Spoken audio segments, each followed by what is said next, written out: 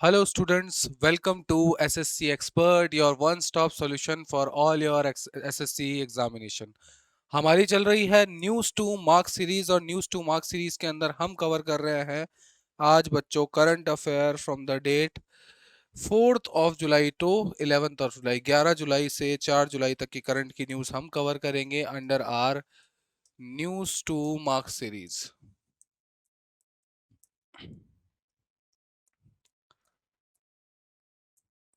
चलिए बच्चों, इस सीरीज के अंदर हम जो है वीकली करंट अफेयर्स कवर कर रहे हैं और आज के वीकली करंट अफेयर्स का पहला टॉपिक है मेरा प्रधानमंत्री राष्ट्रीय बाल पुरस्कार अवार्ड PMRBP। ठीक है, क्या है? प्रधानमंत्री राष्ट्रीय बाल पुरस्कार अवार्ड्स 2026 के लिए यहाँ पे कौन सी है? महिला व बाल विकास मंत्रालय, ministry of women and child development ने नॉमिनेशंस को इनवाइट किया है, जो कि कब बांटे जाएंगे सर? ये बांटे जाएंगे 26 ऑफ दिसंबर को, 26 दिसंबर को। किस दिन? ठीक है, यहाँ पे इस दिन ये बांटे जाएंगे। किस चीज के लिए? देखिए आप, क्या है, कब जो है 2019 के अंदर इनको शुरू किया गया था और हर साल ये भारत के राष्ट्रपति के द्वारा नई दिल्ली के अंदर वीर बाल दिवस, जो कि 26 दिसंबर को मनाया जाता है, उस मौके पर ये दिया जाता है। क्या है ये पुरस्कार? जो है 6 अलग अलग डायमेंशंस के अंदर दिया जाता है, जिसके अंदर बहादुरी, ब्रेवरी, समाज सेवा, पर्यावरण, खेल, कला, संस्कृति और विज्ञान और तकनीक के क्षेत्र के अंदर इसको दिया जाता है। इसके अंदर 5 से 18 साल तक के बच्चों को यह अवार्ड दिया जाता है। 5 से 18 वर्ष तक के बच्चों को, कोई भी संगठन हो, स्कूल हो, कोई सोसाइटी हो, वो इसमें जो है जिन बच्चों ने, इन 5 से 18 साल तक की उम्र के जो बच्चे हैं जिन्होंने ऐसी बहादुरी दिखाई है, जिनकी वीरता दिखाई है, उनको जो है सराहना देने के लिए, प्रोत्साहन देने के लिए यहाँ पे उनको नामांकित कर सकते हैं। यहाँ तक कि 5 से 18 साल का अगर कोई बच्चा है जिसे लगता है कि उसे ये पुरस्कार मिलना चाहिए, अवार्ड मिलना चाहिए, तो वो भी खुद को सेल्फ नॉमिनेट यहाँ पे कर सकता है, खुद को नॉमिनेट कर सकता है। सेल्फ नॉमिनेशन का भी है। क्या क्या मिलता है सर? इसमें एक मेडल मिलता है, एक सर्टिफिकेट मिलता है और एक प्रशस्ति पत्र, मतलब कि आपके जो ब्रेवरी का, सॉरी बच्चों, ब्रेवरी या कोई भी आपका योगदान है, ठीक है, इन क्षेत्रों के अंदर, जो 6 क्षेत्रों के अंदर दिया जाता है, उसके अंदर उसकी एप्रिसिएशन लेटर होता है। ये क्लियर है बच्चों? चलिए देखो, कब मनाया जाता है? 26 दिसंबर को। ठीक है, 26 दिसंबर को मनाया जाता है। किन के लिए सर? साहिबजादा जोरावर सिंह और साहिबजादा फतेह सिंह की याद में मनाया जाता है। कौन थे ये? सिखों के 10वें गुरु, गुरु गोविंद सिंह जी के, गुरु गोविंद सिंह जी के पुत्र थे ये। ठीक है, दोनों की उम्र कितनी थी? इनकी उम्र थी बच्चों 9 साल और इनकी उम्र थी 7 साल, और इनको धर्म नहीं बदलना पड़े इसके चक्करों में इन्होंने अपना जो है शहादत दे दी थी। यहाँ वीर गति को प्राप्त हो गए थे, इनका जो है सर काट दिया गया था। इतनी कम उम्र के अंदर ये इतनी निष्ठा, इतनी धर्म के प्रति भावना, इतनी जो है सद्भावना, ऐसी चीजें जो है हमें देखने को मिलती है। और इन्हीं की याद में, इन्हीं को जो है यहाँ पे याद करते हुए हम कौन सा पुरस्कार देते हैं? वीर बाल दिवस पर राष्ट्रीय, ठीक है, बाल पुरस्कार यहाँ पर दिया जाता है। ठीक है, देखो क्लियर लिखा हुआ है यहाँ पे, 9 साल और 7 साल की उम्र में ये सब चीजें दे दी थी, शहीद हो गए थे। इतनी कम उम्र में भी साहस, नैतिक शक्ति और अटूट निष्ठा का प्रतीक है, और उसी को सम्मान देने के लिए हर साल 26 दिसंबर को, ठीक है, यहाँ पे वीर बाल दिवस मनाया जाता है। और उस दिन ही यहाँ पे प्रधानमंत्री राष्ट्रीय बाल पुरस्कार भी वितरित किए जाते हैं। क्लियर है? अब आपसे पूछ लेगा क्वेश्चन के अंदर कि प्रधानमंत्री राष्ट्रीय बाल पुरस्कार के लिए नामांकन किस मंत्रालय द्वारा लिया जाता है? द प्रधानमंत्री राष्ट्रीय बाल पुरस्कार 2026 nomination have been invited by which ministry? सीधा है, मिनिस्ट्री से क्वेश्चन आते हैं तो क्या हो जाता है यहाँ पे सर? महिला व बाल विकास मंत्रालय, मतलब ministry of women and child development. In the next topic हमारा बचता है मिकॉन। मिकॉन क्या है सर? मिकॉन हमारी एक PSU है, सार्वजनिक उपक्रम है, सरकारी कंपनी है। ठीक है, सार्वजनिक क्षेत्र का उपक्रम है। उसको मिनिस्ट्री ऑफ स्टील के द्वारा, मिनिस्ट्री ऑफ स्टील के द्वारा क्या दिया गया है? मिनी रत्ना कैटेगरी 1, मिनी रत्न फर्स्ट की कैटेगरी के अंदर इसको निकाल मंजूरी दे दी गई है, इसको दर्जा दे दिया गया है किसका, मिनी रत्न कैटेगरी 1 का। अगर मैं बात करता हूं बच्चों इसमें कि मिलता कैसे है, देखो क्या होता है, अगर भारत के जो भी उपक्रम होते हैं हमारे, ठीक है, पब्लिक सेक्टर अंडरटेकिंग्स रहती है, इनको कई बार सेंट्रल पब्लिक सेक्टर एंटरप्राइज भी कहा जाता है, सीपीएसई भी कहा जाता है। इनका क्या है बच्चों, वर्गीकरण होता है। वर्गीकरण कैसा होता है सर, 4 में होता है। सबसे बड़ी कहलाती है मेरी महारत्न, कौन सी, महारत्न कंपनीज। उससे छोटा रहता है बच्चों नवरत्न। फिर उसके बाद रहता है बच्चों मिनी रत्न। कौन सा रत्न, मिनी रत्न। इसके अंदर भी 2 श्रेणियां रहती है, एक श्रेणी 1 रहती है, एक दूसरी श्रेणी 2 रहती है, मतलब मिनी रत्न 1, मिनी रत्न 2। इस तरह से हम जो है यहाँ पे जो पीएसयूज हैं उनका वर्गीकरण हम इस श्रेणी के अनुसार करते हैं। मैं बात करता हूँ मिकॉन की, तो मिकॉन लिमिटेड कब स्टैब्लिश हुई थी बच्चों, 1959 के अंदर हुई थी। और क्या है सर, इंजीनियरिंग की कंसल्टेंसी, प्रोजेक्ट मैनेजमेंट और कॉन्ट्रैक्टिंग ऑर्गेनाइजेशन है। क्या है सर, शेड्यूल ए। शेड्यूल ए के अंदर आती है हमारे, ठीक है, किसके द्वारा दिया जाता है, यहाँ पे मिनिस्ट्री ऑफ कंट्रोल कहाँ है, मिनिस्ट्री ऑफ स्टील के अंदर शेड्यूल ए एंटरप्राइज के अंदर आती है, ठीक है, क्लियर है। चलिए देखिए इसके अंदर क्या है, कब दिया जाता है सर, ये जो है यहाँ पे सार्वजनिक क्षेत्र की कंपनियों के द्वारा सार्वजनिक उद्यम विभाग, ठीक है, डीपीई के द्वारा, मतलब कि डिपार्टमेंट ऑफ पब्लिक एंटरप्राइजेस के द्वारा ये श्रेणी का नामांकन किया जाता है। कब से चालू हुआ था सर, ये 1997 अक्टूबर के अंदर चालू हुआ था। जिसके अंदर हम क्या करते हैं, जितनी भी हमारी कैटेगरीज रहती है, ठीक है, जितनी भी हमारी पीएसयू रहती है, उनको ऑटोनॉमी और इसके अलावा यहाँ पे जो है इन्वेस्टमेंट और फंडिंग कैपेबिलिटी हम इनकी बढ़ा देते हैं। क्लियर है बच्चों। अगर मैं बात करता हूं आपसे इस बारे में, तो क्या होता है, अगर कोई भी कंपनी, कोई भी मान लीजिए, ठीक है, सार्वजनिक क्षेत्र के उपक्रम है, कोई भी सार्वजनिक क्षेत्र का उपक्रम है, ठीक है, अगर वो 3 वर्षों तक लगातार किसमें है, मुनाफे में है, मुनाफा कमा रही है लगातार 3 वर्षों तक, और 3 वर्षों में से किसी भी एक वर्ष के अंदर, ठीक है, टैक्स से पहले, टैक्स से पहले अगर उसने 30 करोड़ रुपए, 30 करोड़ रुपए का क्या लिया है, प्रॉफिट, मुनाफा कमा लिया है, लाभ अर्जित कर लिया है, ठीक है, तो इसको हम किस में मान लेते हैं, एक इसका यहाँ पे क्या हो जाता है, 3 साल तक मुनाफे में रहनी चाहिए। उन 3 में से 1 साल के अंदर टैक्स से पहले उसका मुनाफा कितना होना चाहिए, 30 करोड़ रुपए होना चाहिए। और ये जो है कंपनी कम से कम लगातार 3 वर्षों तक जो इसकी संपत्तियां हैं उनका नेचर, प्रकृति कैसी रहनी चाहिए, सकारात्मक रहनी चाहिए। तो जब भी कोई भी सार्वजनिक उपक्रम ये 3 एलिजिबिलिटी पूरी कर देता है बच्चों, तो उसको यहाँ पे किसका दर्जा दे दिया जाता है सर, मिनी रत्न, मिनी रत्न कैटेगरी 1 का दर्जा दे दिया जाता है। ठीक है, फिर मतलब ये दूसरे नंबर पे होती है। सबसे पहला क्या होता है सर, ये वाला, अगर मैं ये वाला इसके अंदर से लाभ हटा दूं, ये वाली अगर मैं कैटेगरी हटा दूं इसमें, तो उसको क्या मिलता है, सर्वप्रथम मिनी रत्न 2, 2 का यहाँ पे क्या मिलता है, स्टेटस मिलता है। जब 30 करोड़ से ज्यादा की ये प्रॉफिट से पहले, मतलब कि प्रॉफिट कमा लेती है, किससे पहले, टैक्स से पहले प्रॉफिट कमा लेती है, तो उसको किसका कैटेगराइजेशन दे देता हूं मैं, मिनी रत्न 1 का। इसके बाद सर वो नवरत्न बनती है। और नवरत्न के अंदर क्या होना चाहिए, पहले से ही मिनी रत्न 1 का स्टेटस होना चाहिए। आपका जो कारोबार है वो कम से कम 1000 करोड़, ठीक है, मतलब प्रॉफिट जो है वो 1000 करोड़ होना चाहिए, और कारोबार है वो कितना होना चाहिए, 3000 करोड़ होना चाहिए। ठीक है, जब इससे बड़ी बन जाती है, मतलब कि आपका जो संपत्ति है वो 25,000 करोड़ हो, आपका जो लाभ है, शुद्ध लाभ, वो है 5000 करोड़ होना चाहिए, और कारोबार 15,000 करोड़ है। और इसके अलावा जो भी आप सेबी, जैसे कि आप जो है स्टॉक मार्केट के अंदर सूचीबद्ध कंपनियों की लिस्ट में अगर आप शामिल हो, तो आपको क्या मिल जाता है, महारत्न का स्टेटस मिल जाता है। क्लियर हुआ बच्चों यहां तक। चलिए देखिए, ये सारा लिखा हुआ है, कैटेगरी 1 सीपीएसई पिछले 3 वर्षों में, ठीक है, पिछले 3 सालों में लगातार मुनाफा कमाया हो, कम से कम 1 साल में टैक्स से पहले का मुनाफा 30 करोड़ या उससे ज्यादा रहा हो, और उसकी नेट वर्थ, मतलब कि संपत्तियां जो हो वो क्या हो, सकारात्मक श्रेणी के अंदर हो, मतलब उस पर ऊपर कोई दबाव ना हो।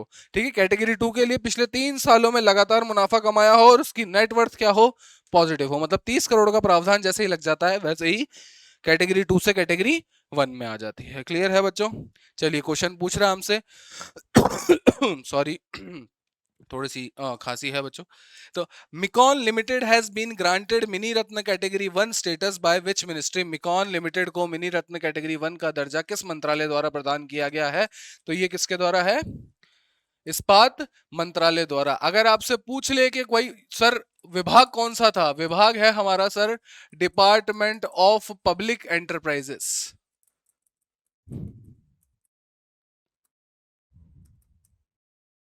ठीक है, डिपार्टमेंट ऑफ पब्लिक एंटरप्राइजेस। चलिए अगले क्वेश्चन पे चलते हैं बच्चों। फिर आया है हमारा I2C केबल सिस्टम। क्या है? I2C केबल सिस्टम भारत का नया AI केबल प्रोजेक्ट। इसके तहत क्या होगा? देखिए टेक के जो दिग्गज है, बड़ी बड़ी कंपनियां हैं जैसे कि आपकी माइक्रोसॉफ्ट, सिंगटेल, टाटा कम्युनिकेशन और AI के लिए सबसे बड़ी कंपनियों में से गिनी जाने वाली लाइटस्ट्रॉम, ठीक है, इनका एक कंसोर्टियम, कंसोर्टियम का मतलब होता है सारी कंपनियों ने एक साथ मिलकर एक जो है संगठन बनाया है जो एक साथ ही किसी पर्टिकुलर क्षेत्र के विकास के लिए काम करेगा। उसके लिए क्या किया गया है सर? भारत, मलेशिया और सिंगापुर, इन तीनों के अंदर क्या बिछाया जाएगा सर? ठीक है, सबमरीन केबल सिस्टम को बनाया जाएगा। यहाँ पे क्या होगा इसके अंदर? खास खास बात देखिए क्या करेगा ये। भारत के पूर्वी तट, खासकर कौन कौन सी जगह सर? हैदराबाद, खासकर हैदराबाद और चेन्नई को किस किस से जोड़ेगा सर? सिंगापुर से तो जोड़ेगा ही जोड़ेगा, यहाँ पे कुआलालंपुर से जोड़ेगा और यहाँ पे सिंगापुर से भी जोड़ेगा। ठीक है, इन तीनों के अंदर क्या है सर? एआई और कंप्यूटर के क्षेत्र के अंदर काफी बड़े जो है ये क्या माने जाते हैं? हब माने जाते हैं। और इनकी आपस में क्या बनाई जाएगी? कनेक्टिविटी बनाई जाएगी। भारत के अंदर दो छोर में पहुंचेगा ये। क्लियर है? क्या कह रहा है यहाँ पे कि ये भारत के पूर्वी तट जहां हैदराबाद और चेन्नई में तेजी से बढ़ते एआई और हाइपर स्केलर डेटा सेंटर का क्लस्टर है, सीधे सिंगापुर से जोड़ेगा। और इस क्षेत्र का क्लाउड इंटरनेट और एआई हब है जो कहां पे जुड़ेगा? कुआलालंपुर मलेशिया के अंदर भी जोड़ा जाएगा। क्लियर है? चलिए क्या करेगा? सीधी सीधी बात है, भारत के अंदर इसमें क्या होंगे? दो लैंडिंग पॉइंट होंगे। मैं बता चुका हूं कहां कहां पे सर। पहला तो होगा मछलीपट्टनम में जो कि कहां है? हैदराबाद के लिए होगा। दूसरा इसके बाद क्या होगा? यहाँ पे एक्सेस देगा। दूसरा दक्षिण एशिया के अंदर क्या होगा? चेन्नई के अंदर, साउथ ऑफ चेन्नई के अंदर होगा जो अलग जगह पर होगा। ये चीज आप याद रखेंगे। चलिए बच्चों, तो फिर इसके अंदर क्या करेगा? ठीक है, देखो अब कब तक स्टैब्लिश होने की बात कर रहा है सर? ये 2029 तक सर्विस देने लायक हो जाएगा। कब तक सर्विस देने लायक हो जाएगा? 2029 के लिए। एआई ट्रेनिंग का काम करेगा, ठीक है, इन्फ्रेंस वर्कलोड चलाने का काम करेगा, जीपीयू इंफ्रास्ट्रक्चर बढ़ाने का काम करेगा। ठीक है, और कितनी इसकी लेंथ होगी सर? 3600 किलोमीटर। कितनी इसकी लेंथ होगी? 3600 किलोमीटर इसकी लेंथ होगी। क्लियर है यहां तक? चलिए अब आपसे पूछ लिया जाता है माइक्रोसॉफ्ट, सिंगटेल, टाटा कम्युनिकेशन और लाइटस्ट्रॉम का कंसोर्टियम द्वारा बनाया जाने वाला सबमरीन केबल सिस्टम कितने देशों को जोड़ेगा? A consortium including Microsoft, Singtel, Tata communication and Lightstorm will build a submarine cable system connecting which countries? तो यहाँ पे क्या हो जाएगा सर? भारत, मलेशिया और Singapore. India, Malaysia and Singapore. और हमारा ऑप्शन भी बिल्कुल यहाँ पे करेक्ट हो जाएगा। चलिए बेटा, इन दी नेक्स्ट टॉपिक हम देखते हैं India Israel bilateral investment agreement. ठीक है, क्या है यहाँ पे? देखिए जो है सितंबर 2025 के अंदर ये प्रपोज हो गया था। और लागू कब से हो गया है सर? ये लागू हुआ है हमारा 4 जुलाई से। ठीक है, 4 जुलाई से लागू हो चुका है। ये चीज क्या है सर? हमारा द्विपक्षीय निवेश समझौता। मतलब कि द्विपक्षीय का मतलब क्या है सर? भारत और इजराइल के बीच के अंदर जितना भी निवेश का समझौते होंगे अब वो इस ट्रीटी, इस समझौते के अनुसार लागू किए जाएंगे। क्लियर है? क्या है जो इजराइल है वो पहला क्या बन गया है? ओसीईडी कंट्री बन गया है। ओसीईडी कंट्री कैसी है सर? ये डेवलप्ड कंट्री है। ठीक है, ये डेवलप्ड कंट्रीज की एक कैटेगरी है जो क्या करती है? बहुत सारे देशों के अंदर क्या लेकर आती है? डेवलपमेंट लेकर आती है, सस्टेनेबल डेवलपमेंट लेकर आती है ना? जो डेवलपमेंट की प्रोसेस है उसको हायर करती है। जैसे इसके अंदर यूएस है, यूके है, जर्मनी है, फ्रांस है। ठीक है, ये सारे देशों, कनाडा है, कनाडा के अलावा और भी देश है, उनमें से इजराइल हमारा जो है पहला देश बन गया है जो इस नए मॉडल संधि के ढांचे के तहत क्या है? निवेश समझौते पे हस्ताक्षर किए हैं जिसने। क्लियर है। इससे पहले हमारी एक डेटा जो है हमारी एक संधि थी इनसे कब की, 1996 की, जो कब खत्म हो गई थी, 2017 में। और 2017 में खत्म होने के बाद भारत ने अपनी निवेश नीति के अंदर काफी सारे बदलाव किए हैं और उन बदलावों के अनुसार अब नए सिरे से जो है नया एक द्विपक्षीय निवेश समझौता लाया गया है। कब सर? 2025 में लाया गया था। लागू कब हो गया है? 2026 में लागू हो गया है। क्लियर है बच्चों? देखिए, और इसके अलावा क्या करेगा सर, जो है हमारे पास 800 मिलियन यूएस डॉलर है, उसका जो ट्रेड होता है, बायलैटरल इन्वेस्टमेंट होती है, मतलब भारत से इंडिया, भारत से इजराइल में और इजराइल से भारत में, उसको और बूस्ट करेगा। इसके अलावा हमने जो है बच्चों एक बार और, ठीक है, द्विपक्षीय निवेश समझौता जो है उज्बेकिस्तान से 2024 में साइन किया था, यूएई से हमने 2024 में साइन किया है, ब्राजील से हमने 2020 में साइन किया है, किर्गिस्तान से हमने 2019 में, और बेलारूस से हमने कब साइन किया है? 2018 के अंदर। चलिए, ठीक है। चलिए, फिर बाकी सारी ये सब एक्स्ट्रा डेटा है जो कि सारी की सारी, जैसे मान लीजिए जैसे विवाद समाधान हो जाएगा तो क्या होगा, सबसे पहले जो है अनिवार्य परामर्श दिया जाएगा, घरेलू कानूनी उपायों को पूरा इस्तेमाल किया जाना होगा। इसके अलावा जो है अंतरराष्ट्रीय मध्यस्थता की अनुमति केवल प्रक्रिया पूरी होने के बाद 5 साल बाद देने के बाद ही दी जाएगी। क्लियर है? जैसे ऐसे कुछ प्रावधान यहाँ पे लिखे हुए हैं। चलिए, फिर अगर मैं बात करता हूं कि भारत और इजराइल के कैसे संबंध रहे हैं, बायलैटरल रिलेशन, मतलब कि दोनों देशों के बीच में संबंध कैसा रहेगा। सबसे पहले क्या हुआ था, भारत ने 1950 में इजराइल को क्या दी थी? मान्यता दी थी। और 1992 के अंदर पूरे राजनयिक संबंध क्या हो गए थे हमारे? एस्टेब्लिश हो गए थे। 22-23 में पूर्ण संबंधों को 30 साल पूरे होने का जश्न मनाया गया था। फिर इजराइल हमें क्या देता है? देखिए, हमने लास्ट टाइम पे अभी किया था नेत्रा, गए हफ्ते की क्लास के अंदर अपन ने नेत्रा किया था। क्या है? अर्ली वार्निंग, ठीक है, सिस्टम था हमारा। ठीक है। इसके अलावा हमारे को ड्रोन, मिसाइल, निगरानी प्रणालियों का एक प्रमुख आपूर्ति करता है इसराइल। हमारे लिए बहुत हेल्पफुल है। जैसे हमारा एक ऑपरेशन मेघदूत था, ऑपरेशन मेघदूत।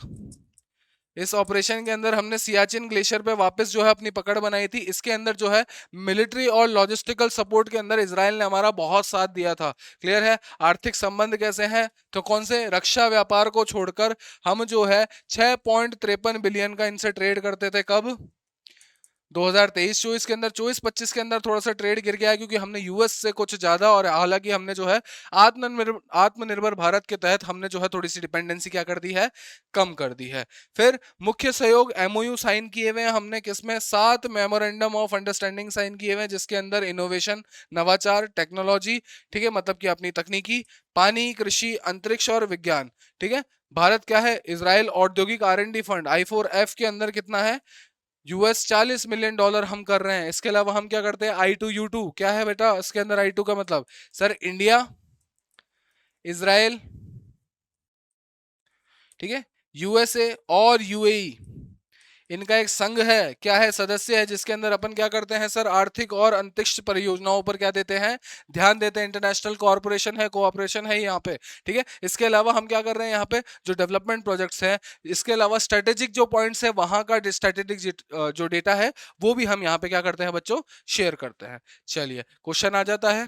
ठीक है। चलिए, हिंदी वाला ही कर लेते हैं। भारत और इजराइल के बीच द्विपक्षीय निवेश समझौता, बायलैटरल इन्वेस्टमेंट एग्रीमेंट के संदर्भ में निम्नलिखित कथनों पर विचार कीजिए।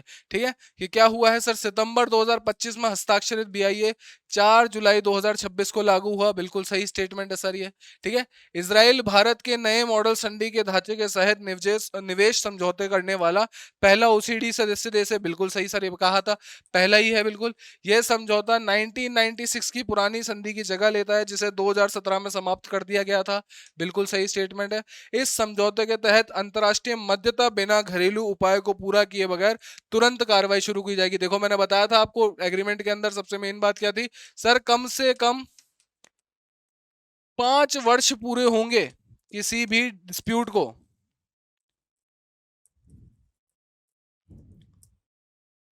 तब ही लगाई जाएगी।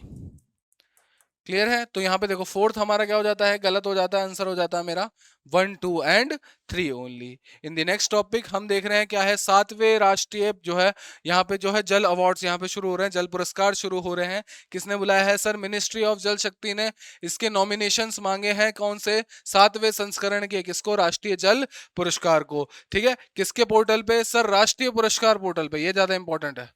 मिनिस्ट्री ऑफ जल शक्ति ने बुलाया, लेकिन अवार्ड किस पे मिलेंगे सर? राष्ट्रीय पुरस्कार पोर्टल किसका है? ये मिनिस्ट्री ऑफ होम अफेयर्स, मतलब कि हमारे गृह मंत्रालय का है। ठीक है, जल शक्ति मंत्रालय ने बुलाया है, लेकिन गृह मंत्रालय के राष्ट्रीय पुरस्कार पोर्टल पर ही अवार्ड दिए जाएंगे। नामांकित जो है पुरस्कार की शुरुआत की जाएगी।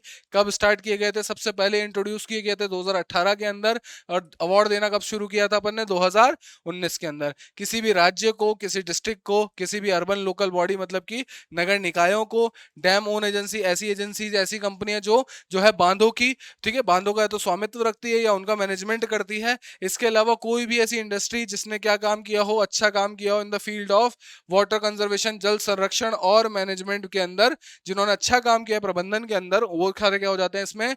एलिजिबल हो जाते हैं। ठीक है, क्या करते हैं sir? Introduce to recognise encourage exemplary work. देखिए यहाँ देख लेते हैं। ठीक है, क्या है ये अवार्ड? देश भर में राज्यों, जिलों, व्यक्तियों, संगठनों द्वारा जल समृद्ध भारत के सरकारी विजन को पूरा करने की दिशा में किए गए बेहतरीन कामों को और प्रयासों को मान्यता देने और उन्हें प्रोत्साहन देने के लिए क्या है? शुरू किए गए थे। इसका मकसद लोगों को पानी के महत्व के बारे में जागरूक करना और पानी का इस्तेमाल सबसे अच्छे तरीकों से अपनाने के लिए यहाँ पे प्रेरित करना है।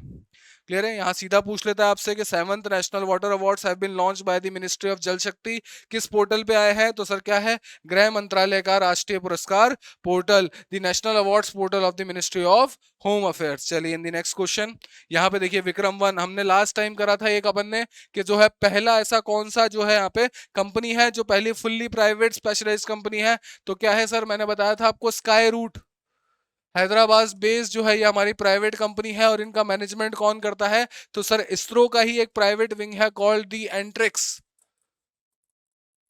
ठीक है, एंट्रिक्स के द्वारा किया जाता है इनका मैनेजमेंट। ठीक है, क्या है सर? स्काई रूट एरोस्पेस ने घोषणा की है कि मिशन आगमन, ठीक है, मिशन आगमन, ये भी याद रखेंगे, इंपॉर्टेंट, कई बार पूछ लेता है कौन से मिशन के तहत चल रहा है सारा मिशन। आगमन के दौरान विक्रम 1 6 पेलोड ले जाएगा। पेलोड का मतलब है सर अंतरिक्ष के अंदर जितनी भी हमें चीजों की जरूरत पड़ती है, उन सारे सामानों को क्या कहा जाता है? पेलोड कहा जाता है। क्लियर है बच्चों? देखो क्या है, विक्रम एक 4 स्टेज वाला ऑर्बिटल लॉन्च व्हीकल है। ऑर्बिटल लॉन्च का मतलब क्या है सर? अगर अर्थ है तो अर्थ के ऑर्बिट के अंदर यहाँ पे, ठीक है, लॉन्च किया जाता है। ये अर्थ है तो अर्थ के अंदर एक तो क्या होता है बेटा? एक होता है मेरा लोअर अर्थ ऑर्बिट। ठीक है, ये एक होता है मेरा इस तरह से लोअर अर्थ ऑर्बिट, इसको कहते हैं लोअर अर्थ ऑर्बिट। ठीक है, और एक होता है बच्चों जो मेरे दोनों पोल से लिंक करता है, इसको बोलते हैं बच्चों सन सिंक्रोनस ऑर्बिट। तो यहाँ पे जो है, यहाँ पे क्या होता है सर? एक ही जगह पे बार बार सूरज की किरणों के अनुसार हम चेस कर सकते हैं, यहाँ पे पृथ्वी का पूरा ही निगरानी रख सकते हैं। तो यहाँ पे क्या है, हमारी सैटेलाइट छोड़ी जाती है, और इस पे क्या होगा हमारा सर? जो विक्रम 1 है, विक्रम फर्स्ट है, ये क्या लेकर जाएगा यहाँ से सर? 6 पेलोड लेके जाएगा। 6 चीजें ऐसी हैं जो वहां पे वो छोड़ कर आएगा। क्या है सर? 4 स्टेज वाला है। 4 स्टेज का मतलब क्या होता है? देखो जिसके अंदर 3 जो है वो तो सॉलिड स्टेज है। क्या है? सॉलिड स्टेज है। और एक है हमारी हाइपरगोलिक। हाइपरगोलिक, कुछ चीजें आपको बच्चों इंग्लिश में ही याद रखनी पड़ेगी। ठीक है, हाइपरगोलिक, यहाँ पे देखिए जैसे लिखा हुआ है आपका एरोस्पेस, इसकी शुरुआती 3 स्टेज सॉलिड फ्यूल वाले हैं, जब जबरदस्त शुरुआती थ्रस्ट देते हैं। और दूसरा कौन सा है? हाइपरगोलिक। हाइपरगोलिक, ठीक है, हाइपरगोलिक ही लिखा हुआ है यहाँ पे भी। मतलब कि क्या होगा सर? अगर ये रॉकेट है, कुछ इस तरह से रॉकेट होगा, तो मान लीजिए इसके अंदर 1 2, ठीक है, इस तरह से, इस तरह से एक 4 स्टेज और एक और बना देते हैं। चलिए, तो क्या होगा सर? यहाँ पे भी सॉलिड फ्यूल है, ठीक है, यहाँ पे भी सॉलिड फ्यूल है, यहाँ पे भी सॉलिड फ्यूल। जैसे जैसे ये ऊपर जाएगा, ये क्या होंगे? वापस के वापस अर्थ के अंदर गिरते जाएंगे। और एंड के अंदर हमारा जो है यहाँ पे लिक्विड फ्यूल होता है। इस लिक्विड फ्यूल को एक, ठीक है, निश्चित टेम्परेचर पे रखा जाता है। जैसे ही ऑक्सीजन से रिएक्ट करता है, वैसे ही एकदम से ये चालू हो जाता है, और इसके थ्रू क्या हो जाएगा बच्चों? या तो ये, ठीक है, लोअर अर्थ ऑर्बिट के अंदर एंटर कर जाएगा। क्लियर है? ये भारत का पहला प्राइवेट तौर पर विकसित ऑर्बिटल क्लास रॉकेट है। ये बात ध्यान रखिएगा। क्या है? भारत का पहला प्राइवेट तौर पर विकसित ऑर्बिटल क्लास रॉकेट है। क्या नाम है सर? विक्रम 1। ठीक है, कहां पे है? लो अर्थ ऑर्बिट में 350 किलोग्राम, और सन सिंक्रोनस ऑर्बिट में 260 किलोग्राम तक का पेलोड पहुंचा सकता है। मतलब कि सर यहां कितना पहुंचा सकता है? ठीक है, यहाँ पे 360 केजी, ठीक है, यहाँ पे कितना पहुंचा रहा? सॉरी बच्चों, यहाँ पे पहुंचा रहा है बच्चों 350 किलोग्राम तक का पेलोड, और यहाँ पे कितना पहुंचा रहा है 260 किलो तक का पेलोड, मतलब इतने वजन तक की सैटेलाइट्स या और भी कोई जो चीजें उपकरण वगैरह है उनको ये डिलीवर कर सकता है। क्लियर है बच्चों? चलिए आगे देखिए और क्या क्या लेकर जाएगा सर। एक तो इसके अंदर कॉस्मिक ब्लूम है। क्या है एक इसके अंदर? कॉस्मिक ब्लूम है, मतलब कि सर डायमंड से बना हुआ है, कॉस्मोस डायमंड्स बना हुआ है इसमें, उसको लेकर जाएगा। ठीक है, इसके अलावा माइक्रो आर्ट है, 18 कैरेट गोल्ड के माइक्रो आर्ट है। किस किस के हैं सर? सीवी रमन साहब के हैं। ठीक है, ये याद रखेंगे आप किस किस के हैं। 3 मूर्तियां हैं छोटी छोटी आर्ट, ठीक है, माइक्रो आर्ट है किसकी? सर सीवी रमन का है। ठीक है, डॉक्टर विक्रम साराभाई का है, और हमारे missile man of India Shri APJ Abdul Kalam sahab का है। इन तीनों की जो है यहाँ पे माइक्रो आर्ट 18 कैरेट गोल्ड की छोटी छोटी गोल्ड की एमिनिटीज भी यहाँ पे लेके जाएगा। इसके अलावा एक स्कोप है, स्कोप का मतलब होता है यहाँ पे जो रडार के अंदर काम आता है, थोड़े बहुत रोबोटिक आर्म्स, और सोलरस मतलब कि जो उसको चलने के लिए, ये सारी चीजें हैं। इसके अलावा 1 इंटरनेशनल पेलोड है, जो किसका है? जर्मनी का भी एक पेलोड इसके अंदर शामिल है। ठीक है, क्लियर है? यहाँ बता चुके हैं अपन को। विक्रम भी 3 है। पहला है सर विक्रम 1 जो 480 केजी और 500 किलोमीटर तक ले जा सकता है। कहाँ पे? लोअर इंक्लिनेशन ऑर्बिट तक। विक्रम 2 595 केजी 500 किलोमीटर तक पहुंचा सकता है लियो के अंदर। और विक्रम 3 जो है वो इससे ज्यादा पावरफुल रॉकेट है, जो कहाँ तक पहुंचाता है सर? 815 केजी तक सर। मतलब फर्स्ट वाला 480, विक्रम 1 V1 लिख रहा हूँ बच्चों। ठीक है, विक्रम 2 कितने तक पहुंचा रहा है सर? 595 केजी V सेकेंड, और जो है 815 केजी की पेलोड कैपेसिटी किसकी है? वी थर्ड की। ठीक है, यहाँ पे देखिए कितना है, केजी पे लिख रहा हूं मैं, ये चीज याद रखना। अब अगर आपसे पूछ ले कि कितने पेलोड लेके जा रहा है सर? 1 2 3, ठीक है, फिर 4 5 और 6, टोटल कितने पेलोड लेके जा रहा है बच्चों? 6 पेलोड लेके जा रहा है। क्लियर है? तो देखो सीधा पूछ लेता है, under mission Aagaman how many payloads will Vikram 1 carry as announce by Skyroot रूट एरोस्पेस। ठीक है, मिशन आगमन के तहत विक्रम 1 कितने पेलोड लेके जाएगा, जैसा कि स्काई रूट एरोस्पेस ने घोषणा की है। कितना है sir? 6, total number is 6। Clear हुआ यहां तक? चलिए,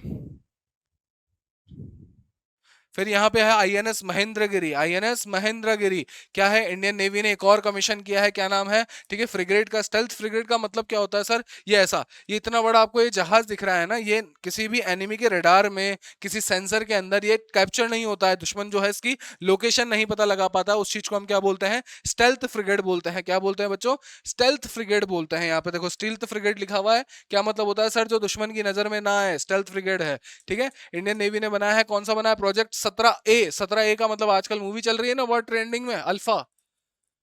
प्रोजेक्ट 17 अल्फा नाम है पूरा। ठीक है, यहाँ पे छठी स्वदेशी स्टेल्थ, ठीक है, आईएनएस महेंद्रगिरी F-38 को क्या किया गया है? कमीशन किया गया है, मतलब इसको उतार दिया गया है। किसके नाम पे रखा गया है सर? हमारी जो ईस्टर्न घाट्स है, पूर्वी घाट है, उनकी जो शानदार पर्वतमालाओं में से एक पर्वत है हमारा महेंद्रगिरी पर्वत।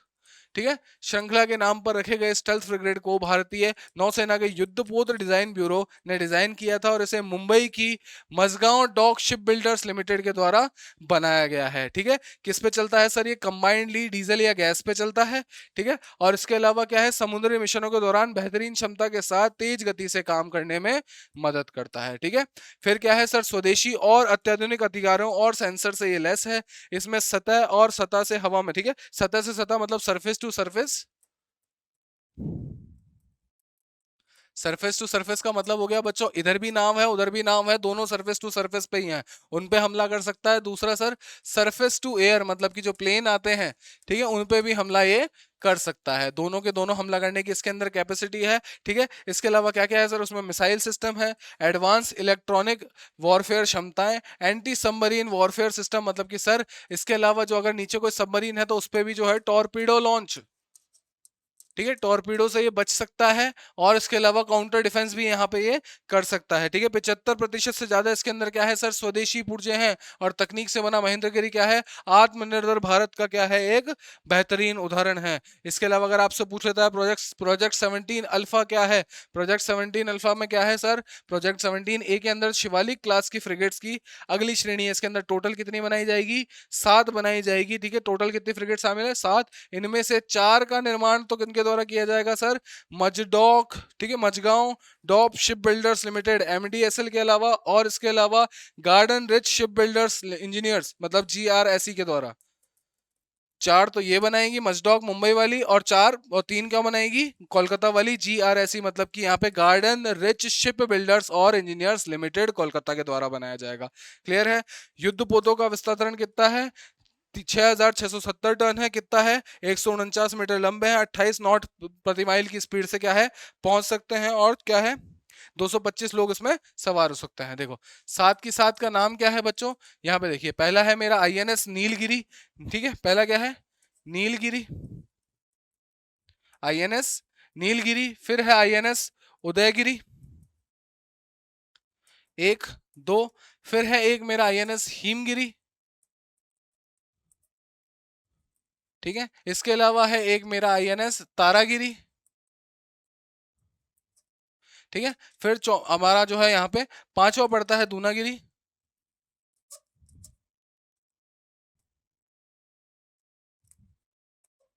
दूनागिरी सब के सब पर्वतमालाओं पर है ये।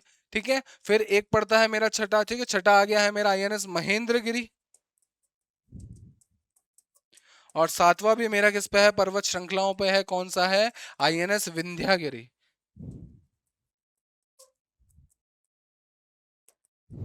क्लियर हुआ? ये सात की सात फ्रिगेट है हमारी। ठीक है, चलिए इसमें पूछ लेता है आपसे कि यहाँ पे प्रोजेक्ट 17 अल्फा और INS महेंद्रगिरी के संदर्भ में निम्नलिखित कथनों पर विचार कीजिए। INS महेंद्रगिरी प्रोजेक्ट 17 अल्फा के तहत छठी स्वदेशी स्टेल्थ फ्रिगेट है, जिसे विशाखापट्टनम में कमीशन किया जाएगा। बिल्कुल सही बात है। यहाँ पे इस जहाज को भारतीय नौसेना के वॉरशिप डिजाइन ब्यूरो ने डिजाइन किया है, और इसका निर्माण Mazagon dock ship builders limited Mumbai में किया है। बिल्कुल सही स्टेटमेंट है। Project 17A Shivalik class submarines की अगली श्रेणी, और इसमें कुल कितनी है? 7 स्टेल्थ फ्रिगेट क्या है शामिल है। सात की सात का नाम देखा था अपन ने। ठीक है, यहां तक सातों की सातों का नाम देखा था। चलिए फिर पूछ रहा है प्रोजेक्ट 17A के सभी जहाजों का निर्माण Mazagon dock ship builders limited MDSL के द्वारा किया जाएगा। केवल केवल नहीं आएगा बेटा, यहाँ पे क्या है? Garden ship. ठीक है, गार्डन, ठीक है, research ship ship builders and engineer GRSE Kolkata द्वारा भी तो है। ठीक है, एक मिनट बच्चों। GRSE कलकत्ता ही लिख देते हैं। चलिए, कोलकाता द्वारा भी तो है। तीन तो ये बना रहा है, और चार क्या बना रहा है? ये बना रहा है। तो केवल यहाँ पे गलत हो जाता है, तो ये स्टेटमेंट मेरा गलत हो जाता है, और ऑप्शन नंबर ए मेरे लिए बिल्कुल सही हो जाता है। चलिए फिर एक और आई है हमारी स्कीम आई है ई, ठीक है, ECLGS emergency credit line guarantee scheme. क्या है? ये कोविड के दौरान लाई गई थी आत्मनिर्भर पैकेज के साथ। ठीक है, इसके अंदर क्या करती है यहाँ पे? ठीक है, the emergency credit line guarantee scheme 5.0 कौन सा वर्जन है? ये 5वां संस्करण है। इसमें क्या करता है यहाँ पे? पात्र सेक्टरों के लिए क्रेडिट की सुविधा को बेहतर बनाने के मकसद से 4.11 लाख से ज्यादा सरकारी गारंटी वाले लोन दिए हैं, जिनकी कुल गारंटी राशि कितनी है? 1.55 लाख करोड़ रुपए। ठीक है बच्चों, अगर मैं बात करूं आपसे इसके संदर्भ में, just give me a second. तो मान लीजिए जैसे कि कोविड के टाइम पे लेकर आए थे ये। अब कोविड के टाइम पे बहुत सारे ऐसे बिजनेस थे जो बंद हो गए थे। ठीक है, इसके तहत हमने क्या है? आत्मनिर्भर, जो हमारा आत्मनिर्भर राहत पैकेज था, इसके तहत लेकर आए थे अपन, जो 75,000 करोड़ का दिया था अपन ने, खास कर किन लोगों के लिए? Sir MSME। ठीक है, अब इनके अंदर क्या था? मान लीजिए कि जो कोविड की वजह से जो लोग अपना ऋण नहीं चुका पाए, ऋण भुगतान अपना वो नहीं कर पाए, तो बैंक उनको अगला लोन तो नहीं देगा ना।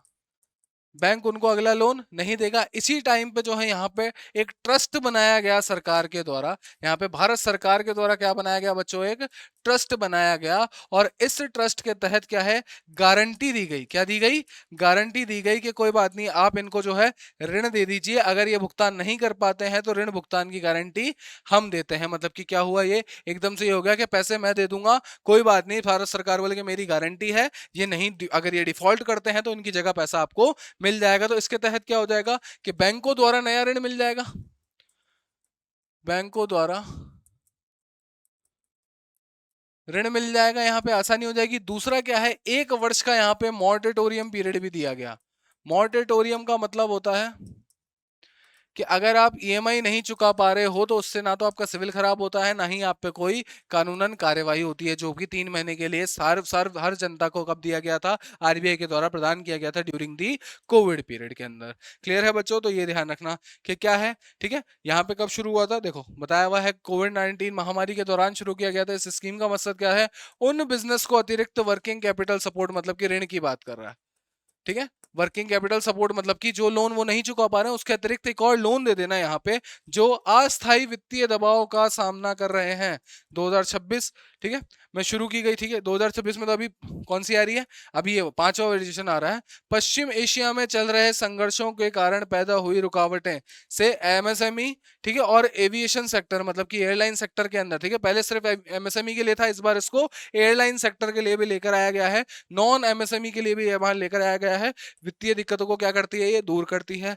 ये योग्य उधारकर्ता और उनकी मौजूदा वर्किंग कैपिटल लिमिट के 20% तक क्या है, अतिरिक्त लोन की सुविधा भी प्रदान करती है। मतलब आप 20% एक्स्ट्रा लोन भी यहाँ पे स्कीम के तहत ले सकते हैं। क्लियर है? कुल क्रेडिट सपोर्ट कितने का होगा, 2,55,000 करोड़ रुपए का, ठीक है। जिसके अंदर क्या है, एयरलाइंस के लिए कितने शामिल है सर, 5,000 करोड़ भी शामिल है। ये एयरलाइंस को मिलेंगे बेटा, नॉन एमएसएमई को, ठीक है। चलिए फिर क्या होगा, देखिए गारंटी कवरेज कितना दे रही है सरकार, 100%। एमएसएमई के लिए कितना दे रही है, ठीक है, अतिरिक्त ऋण पर कितना दे रही है, 100% दे रही है। नॉन एमएसएमई के लिए कितना है, 90%। सर एमएसएमई के लिए कितनी गारंटी कवरेज है सर, 100% है। और नॉन एमएसएमई के लिए कितनी है सर, जो एमएसएमई नहीं है, ठीक है, जैसे एयरलाइन हो गई, उनके लिए 90% है। गारंटी किसके द्वारा दी जाती है, national credit guarantee trust company के द्वारा, ठीक है, एनसी, ठीक है, कंपनी लिमिटेड द्वारा, मतलब national credit guarantee trust company limited के द्वारा दी जाती है। लोन की अवधि कितनी है, लोन की अवधि कितनी है सर, यहाँ पे नॉन एमएसएमई के लिए छोड़कर, ठीक है, MSME non MSME airline sector को छोड़कर, ठीक है, लोगों के लिए पहली बार पैसे मिलने की तारीख से 5 साल, जिसमें से 1 साल का मॉरेटोरियम भी यहाँ पे क्या हो जाता है, शामिल है। और एयरलाइन सेक्टर के लिए क्या है सर, ठीक है, पहली बार पैसे मिलने में 7 साल, और जिसके अंदर 1 साल 2 साल का क्या है, मॉरेटोरियम भी शामिल है। मतलब कि सर जो नॉर्मल कंपनी है उनको 5 वर्ष का टाइम मिलेगा, जिसके अंदर क्या है, एक 4 साल का टाइम है, 1 साल तक अगर आप नहीं चुका रहे हो तो कोई दिक्कत नहीं है। और यहाँ पे जो है एयरलाइंस के लिए 7 साल है, जिसके अंदर से 2 साल अगर आप नहीं चुका पा रहे हो तो मोरेटोरियम लिमिट आपको यहाँ पे मिल जाती है। गारंटी क्या हो सकता है कि गारंटी कवर की ज्यादा से ज्यादा अवधि लोन की अवधि के बराबर होगी। क्लियर हो जाएगा? चलिए इससे सीधा क्वेश्चन पूछा जा रहा है आपसे कि emergency credit line guarantee scheme 5 पॉइंटों के संदर्भ निम्नलिखित कथनों पर क्या कीजिए, विचार कीजिए। इसकी शुरुआत मूल रूप से कोविड-19 महामारी के दौरान हुई थी और इसका उद्देश्य वित्तीय दबाव झेल रहे व्यवसायों को अतिरिक्त कार्यशील पूंजी प्रदान करना है। बिल्कुल सही है। इस योजना के तहत पात्र उधारकर्ताओं को अपना मौजूदा वर्किंग कैपिटल लिमिट का अधिकतम कितना मिल सकता है, 20% अतिरिक्त ऋण मिल सकता है। क्लियर है? एमएसएमई के लिए सरकार 100% गारंटी देती है, और जबकि नॉन एमएसएमई और एयरलाइन के लिए अपनी कितना दे रही है, 90% गारंटी दे रही है। ये भी बिल्कुल सही है। एयरलाइन सेक्टर के लिए ऋण अवधि 5 वर्ष है, नहीं 5 नहीं है, कितनी है बेटा, 7 वर्ष है, और जिसके अंदर क्या है, 1 वर्ष का मोरेटोरियम नहीं, 2 वर्ष का मोरेटोरियम शामिल है। ठीक है, ये भी गलत हो जाता है, ये गलत हो जाता है, और ये क्या हो जाता है हमारा गलत statement, option number first is correct हो जाता है। चलिए फिर पूछ रहा है कामराजर एयरपोर्ट, ठीक है, सॉरी ठीक है, कमरजार पोर्ट, सॉरी, कमरजार एयरपोर्ट कौन सा है, इंडिया का दूसरा ऐसा पोर्ट बन जाता है जिसके अंदर 18 मीटर की डेप्थ कैटेगरी है। ठीक है, क्या है, 18 मीटर ड्राफ्ट कैपेबिलिटी है इसके अंदर, क्या है, ड्राफ्ट कैपेबिलिटी का क्या मतलब होता है, ये जो आप देख रहे हो ना यहाँ पे ये पोर्ट, इसकी गहराई कितनी होगी, 18 मीटर, ताकि जो है बड़े से बड़ा जो शिप है, बड़े से बड़ा जो शिप है वो यहाँ पे क्या रख सके, तैर सके, और जितना बड़ा शिप होगा उतना ही ज्यादा कार्गो आएगा, उतना ही ज्यादा माल का आवागमन होगा, और भारत के अंदर जो है निवेश एज वेल एज यहाँ पे जो है भारत का बाहरी क्षेत्र जो है, फॉरेन ट्रेड जो है उसमें अंदर ज्यादा से ज्यादा फायदा हो सके। क्या है, विशाखापट्टनम पोर्ट के बाद ये दूसरा पोर्ट बन गया है जिसके पास कितनी है, 18 मीटर की ड्राफ्ट कैपेबिलिटी है, जो कि क्या है, सेफ मूवमेंट और बर्थिंग ऑफ शिप्स को प्रोवाइड करती है। क्लियर है? चलिए देखिए क्या है, फॉर्मली इसको किस नाम से जाना जाता था, एन्नोर पोर्ट के नाम से जाना जाता था। कहां पड़ता है, चेन्नई से 24 किलोमीटर उत्तर की तरफ पड़ता है, कहां पे, तमिलनाडु कोस्ट पे, और इसको जो है इंडियन पोर्ट्स एक्ट के तहत, ठीक है, पोर्ट्स कौन सा है, ऐसा कौन सा जो है यहाँ पे जो है इंडियन पोर्ट्स एक्ट, भारतीय बंदरगाह अधिनियम 1908 के तहत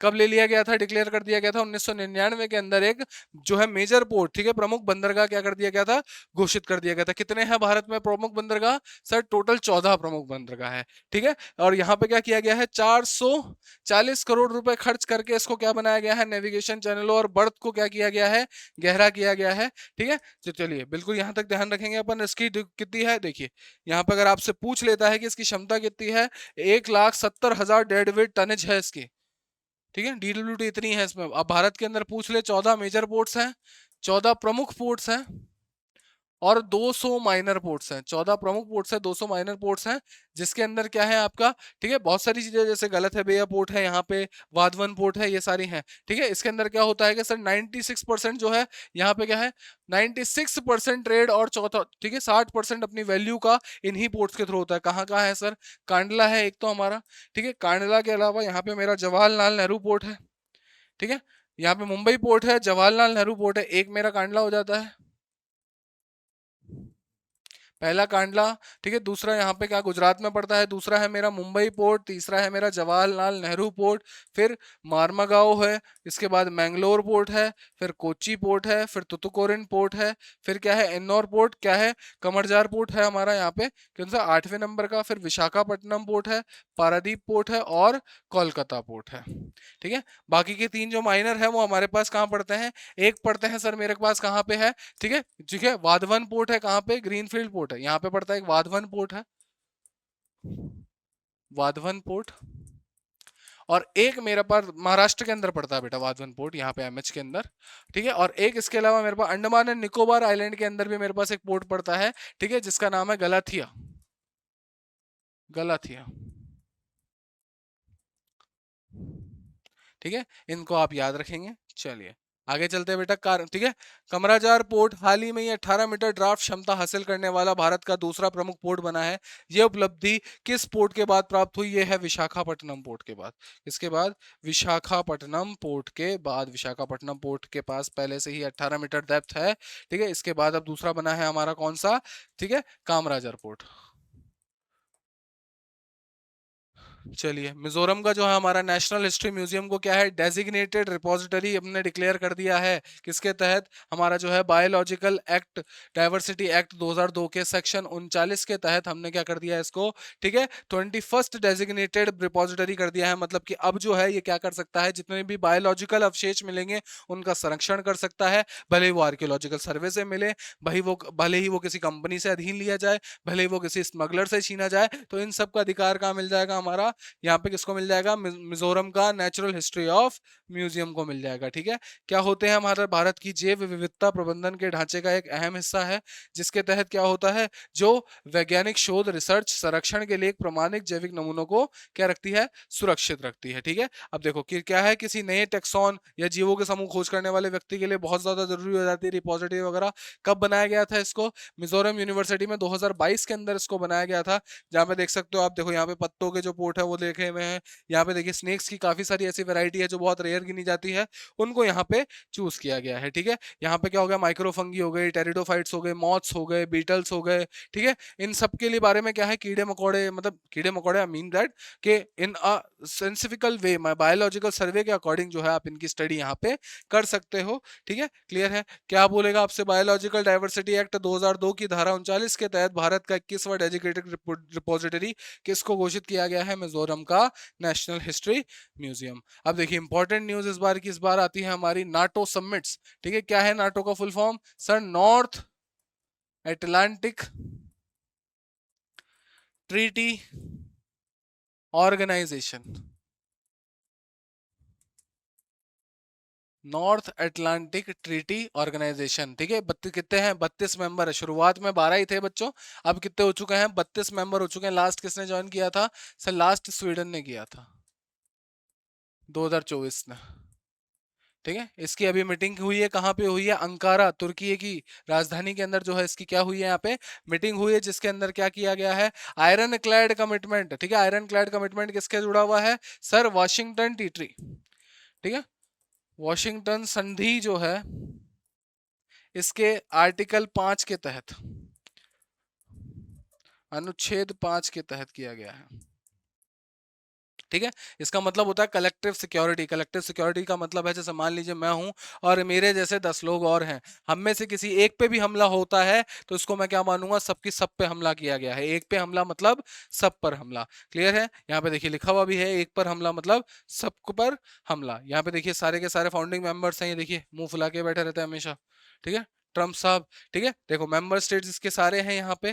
ठीक है, अब देखिए क्या हो रहा है, अंकारा समिट्स में ये डिक्लेयर किया गया था कि 70 बिलियन के आसपास हम खर्च करेंगे और उससे अगले साल जो है 2007, ठीक है, 26 के अंदर और 2027 के अंदर 50 बिलियन और खर्च करेंगे किस पे, सिक्योरिटी वगैरह के ऊपर। ठीक है, इसके ऊपर जो है रशिया ने वार्निंग दी है कि भैया अगर आपने कुछ ऐसा किया तो कैटास्ट्रोफिक कॉन्सिक्वेंसेस आपको देखने को मिल जाएंगे। ठीक है, इसके जो है भयानक नतीजे आपको देखने को मिल जाएंगे। समिट कहाँ हुई है, 7 से 8 जुलाई को। सेक्रेटरी जनरल कौन है हमारे उस टाइम पे नाटो के, अभी मार्क रूटे साहब। कौन है? मार्क रूटे की अध्यक्षता में हुई, जिसके अंदर सभी 32 देशों के राष्ट्रीय अध्यक्ष और सरकार के प्रमुख शामिल हुए थे। क्लियर है? यहाँ पे इसके अलावा जो है कनाडा और यूक्रेन को दी जाने वाली फंडिंग के बारे में भी डिस्कशन हुआ है। अब देखो क्या है नाटो। नाटो है सर वर्ल्ड वॉर 2 के बाद जो है कब बनी थी, 4 अप्रैल, 4 अप्रैल, ठीक है, 1949 के तहत जो है ये 12 सदस्यों द्वारा शुरू की गई थी।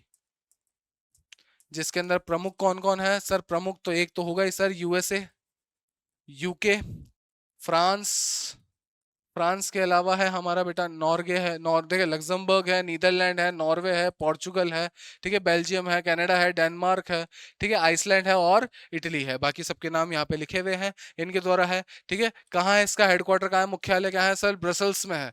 कहाँ है? ब्रसल्स के अंदर। ब्रसल्स कहाँ पड़ता है सर? बेल्जियम के अंदर पड़ता है। ठीक है, और यहाँ पे अगर इससे पूछ ले कि इसका जो अलाइड कमांड ऑपरेशन है वो कहाँ होता है सर, इस जगह का नाम भी क्या है? Near Mons. मॉन्स का नाम है, मॉन्स एक जगह का नाम है, उसके पास है। वो भी कहाँ पड़ता है हमारा? बेल्जियम के अंदर पड़ता है। क्लियर है? कंसेंसस से इसका डिसीजन होता है, बाकी सारी चीजें भी इसके साथ चली जाती है। ठीक है, इसके अलावा एक चीज और बताइए, ठीक है, ये आप मेरे को कमेंट सेक्शन में जरूर बताइएगा कि देखो नाटो तो बन गया कि सर अटलांटिक के ऊपर ऊपर वाले जो लोग हैं ना वो बन जाएगा, लेकिन क्या है हमारा क्या ना पड़ोसी भी है। थोड़ा सा उसको क्या है, लालच ज्यादा है अमेरिका से ना, उसको चॉकलेट लेने का बहुत शौक है कि uncle uncle uncle Sam, uncle Sam मेरे को भी आप चॉकलेट दीजिए। ठीक है, तो यहाँ पे एक ट्रीटी और है, वो ट्रीटी बताने है कि पाकिस्तान किसका पार्ट है। ठीक है, आपको ध्यान होगा यहाँ पे कि भैया जो अब हमने 65 के युद्ध के बाद जो है हमने लगभग आधा ही सारा छीन लिया था ना इनसे। ठीक है, पूरा का पूरा एरिया कब्जा में ले लिया था अपन ने 65 के युद्ध में। तो तब आए थे ना, इनकी फ्लीट आई थी, अंडमान एंड निकोबार के पास तक पहुंच गई थी। वो कौन सी संधि, कौन सी ट्रीटी के साथ पहुंची थी, ये आप मुझे कमेंट सेक्शन में जरूर बताएंगे। क्लियर है बच्चों? देखो अब यहाँ पे पूछ लेते हैं कि भैया नाटो समिट के संदर्भ में निम्नलिखित कथनों पर विचार कीजिए। नाटो शिखर सम्मेलन का आयोजन 7 से 8 जुलाई को अंकारा तुर्की में हुआ। बिल्कुल सही बात है सर। घोषणा पत्र में वॉशिंगटन संधि के अनुच्छेद 5 के तहत सामरिक, ठीक है, सामाजिक सुरक्षा की पुनः पुष्टि की गई। ठीक है, जो है यहाँ पे कलेक्टिव सिक्योरिटी के प्रिंसिपल को वापस से रीऑर्गेनाइज किया गया। देन नाटो ने 2026 के लिए यूक्रेन को लगभग 70 बिलियन की सैन्य सहायता देने का क्या किया है, वादा किया है। ठीक है, फिर इसके अलावा यूरोपियन सहयोगी और कनाडा ने 2025 में अपने रक्षा निवेश में कमी की। ये बिल्कुल गलत बात है बेटा, बढ़ोतरी हुई है। अभी तो आप देखो ना, यूरोप तो पूरा का पूरा ही छिड़ा हुआ है, मेडिटेरेनियन सी छिड़ा हुआ है। यहाँ पे यूक्रेन और रशिया का वॉर चल ही रहा है अभी तक भी। तो यहाँ पे क्या है, थर्ड स्टेटमेंट मेरा गलत हो जाता है, फोर्थ स्टेटमेंट मेरा गलत हो जाता है, और 1 2 एंड 3 यहाँ पे सही हो जाता है। चलिए, हैप्पी सिटी इंडेक्स, ठीक है, कि सर जितनी भी यहाँ पे क्या है, यहाँ पे देखिए आप जयपुर तरक्की पे भैया, पिंक सिटी कौन सा स्थान, समस्त विश्व में छठा स्थान, 6th रैंक, छठा स्थान लेकर आए हैं हम।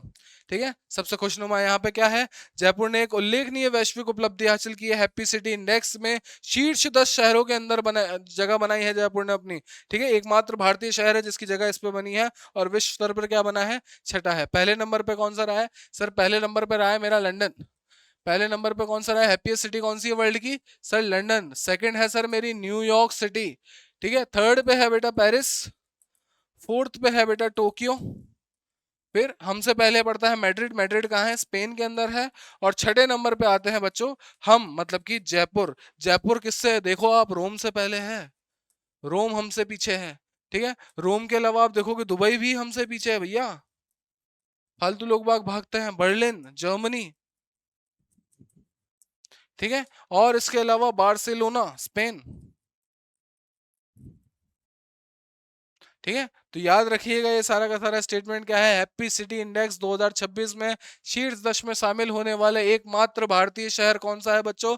भारतीय शहर है हमारा जयपुर। ठीक है, क्लियर है। और इसी के साथ जो है हमारे करंट अफेयर के ये वाले पार्ट खत्म होते हैं, हमने कवर कर लिया। देखिए बच्चों आज तो है काफी जल्दी हो गया है, ठीक है। तो हमने क्या है करंट अफेयर को खत्म कर लिया है पूरे इस वीक का। अब आपसे मिलेंगे अपन अगली क्लास के अंदर। बट ये बात है ध्यान रखिएगा, इसको ढंग से रिवाइज करना है। जो पीडीएफ है आपको वो कहाँ मिल जाएगी? टेलीग्राम पे मिल जाएगी।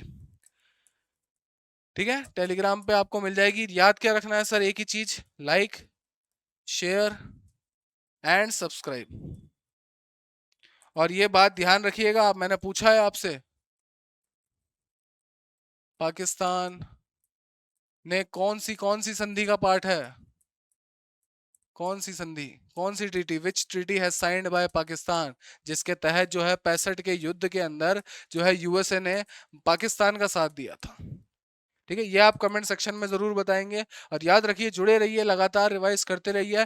देखना एक दिन बहुत अच्छा दिन आएगा और आप सही में कह दोगे कि सर क्या है आपने सही कहा था, क्या है आसान है। चलिए, तो इसी थैंक यू नोट के साथ, इसी कोड के साथ इस क्लास को खत्म करते हैं। आपसे मिलेंगे बच्चों अपन अगली क्लास के अंदर। और याद रखिएगा, देखो एक कोड मैं हमेशा कहता हूं, सीधी बात है, the more you sweat in the drill the less you bleed in war. मतलब कि आप युद्ध के अभ्यास के दौरान जितना पसीना ज्यादा बहाएंगे, युद्ध के दौरान उतना ही खून आपका, रक्त आपका कम बहेगा। और इसी थॉट प्रोसेस के साथ जो है लगे रहिए बिल्कुल। ठीक है, तैयारी करते रहिए, खुश रहिए, मुस्कुराते रहिए। आपसे मिलेंगे अगली क्लास के अंदर। ठीक है, तब तक के लिए थैंक यू वेरी मच। ठीक है, this is expert SSC expert signing off. Thank you very much.